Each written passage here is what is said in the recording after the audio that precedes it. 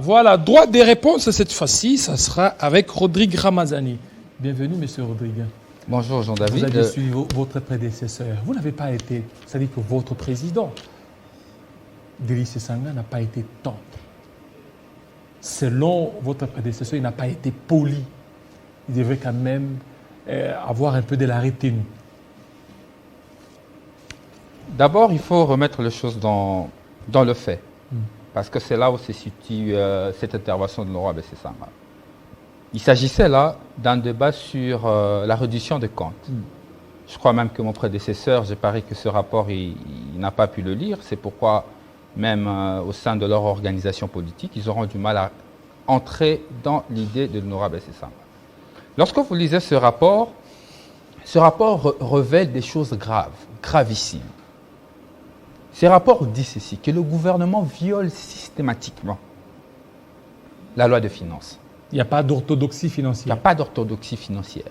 Le gouvernement viole, je dis bien, j'utilise le terme utilisé par la commission ECOFIN, systématiquement la loi sur la passation de marché public. Le gouvernement viole systématiquement la chaîne des dépenses. Mais face à ces différentes violations, il est consacré qu'il s'agissait bel et bien d'une délinquance financière qui n'est pas... Mais Christophe Mbosso a demandé à ce qu'il puisse retirer, qu'il change de nom, au lieu de délinquance, qu'il trouve un autre qualificatif. Vous savez, vous parlez à un élu, à un député, qui a ses convictions. Et d'ailleurs, à ce propos, l'honorable Sanga a rappelé au président de l'Assemblée nationale que le président de l'Assemblée nationale avait sa religion. C'est un pape d'une religion. J'en arrive. Oui. Que le président de l'Assemblée nationale avait sa religion, ses convictions, et l'honorable avait ses convictions et il a assumé. Y a-t-il un problème pour un élu du peuple de s'assumer? Vous savez, je me souviens encore de Jean-Luc Mélenchon qui disait,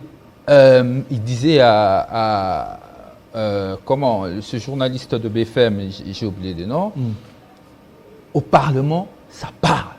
Un parlementaire parle. Mais après, il y a une majorité qui s'assume. On l'a vu à travers les différents présidents de l'Assemblée nationale qui sont passés. Il y avait des débats. Après, la majorité venait il s'agissait d'un débat. Non, maintenant, le problème, c'est les écarts des langages. Comment vous pouvez traiter votre président de la Chambre des ridicules, des voyous, Parce que des voyous, et puis le qualifier d'un pape, c'est trop fort. Non, les mots avaient leur place. Les mots avaient leur place. Parce que vous savez, monsieur le président de l'Assemblée nationale, Christophe Mbosso, évidemment, n'est pas à son premier forfait. Il se comporte comme un despote au niveau de l'Assemblée nationale. Évidemment, c'est un pape qui est dans une religion, un pape qui a perdu sa foi. Il n'est resté qu'avec des rituels. Ça, c'est une évidence. Vous vous souviendrez, j'en citerai qu'un, l'honorable Ados Ndombasi, qui a été pratiquement vilipendé, ridiculisé et insulté par le président de l'Assemblée nationale, pratiquement. Pourquoi? Parce qu'il a pris parole. Le président de l'Assemblée nationale aujourd'hui est devenu comme les défenseurs de l'exécutif. Non, j'ai entendu mon prédécesseur dire que l'honorable Sanga s'est attaqué à l'Assemblée. Nullement l'honorable Sanga s'est attaqué à l'Assemblée. Comme un élu, comme l'autorité qui a investi le gouvernement, il s'est attaqué au gouvernement, qualifiant le comportement du gouvernement comme une délinquance financière. Et là, le sens de son intervention, c'était d'appeler la représentation nationale à la responsabilité. Pourquoi il faut appeler la représentation nationale à la responsabilité?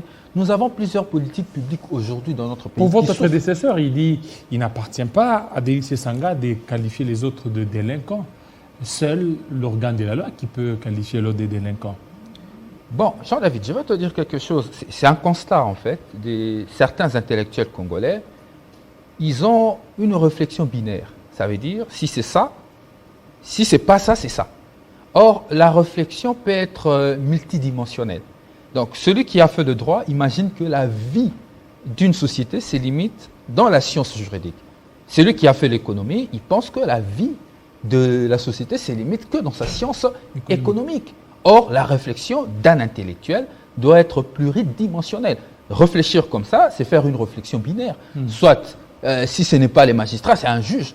Or, nous sommes dans un contexte où les élus sont en train d'analyser un fait, ils peuvent le qualifier. Après, chaque organe, chaque institution de la société peut se définir et il a pété les plombs d'Élie Sesanga jusqu'à un peu à s'injurier, ça n'honore pas la Moi, ce que je peux nationale. dire, dans le cadre d'un figure de style, l'honorable Sesanga a réagi en légitime défense. Légitime défense. Il s'est senti agressé par le président de l'Assemblée nationale et il s'est défendu. C'est tout à fait légitime. Le président de l'Assemblée nationale ne doit pas penser que l'Assemblée nationale lui appartient. Il en est le président, mais il n'en est pas le propriétaire. L'union sacrée peut être une majorité. Au sein de l'Assemblée nationale, il existe une minorité Alors, qui est une opposition. Il faut respecter. Le président de l'Assemblée nationale, le président de l'Assemblée nationale ne respecte pas les élus.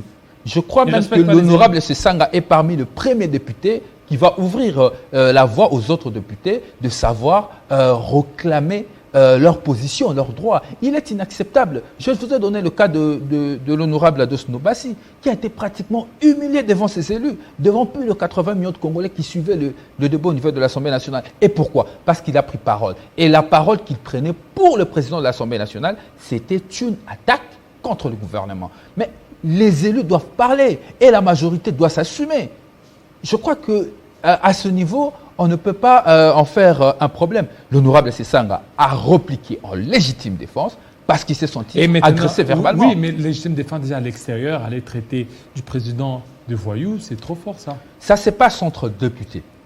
On lui a arraché la parole, on ne lui a pas permis de continuer ses idées. Et maintenant, conséquence, il n'y a pas eu meeting au niveau de Kanluka. Et maintenant, on vous promet beaucoup de choses une fois que vous allez fouler les Kanluka. Bon, vous savez, nous ne pouvons pas aujourd'hui décider de faire de certaines zones de notre pays de zones de non-droit. De non-droit. Et que certains compatriotes pensent que parce qu'ils ont eu une raison d'exister comme parti politique, parce qu'avant, il y a certains partis qu'on n'en parlait presque pas, en termes des idées, ils ne proposent rien, sauf la quête de la transhumance, parce qu'on a parlé de la transhumance ici.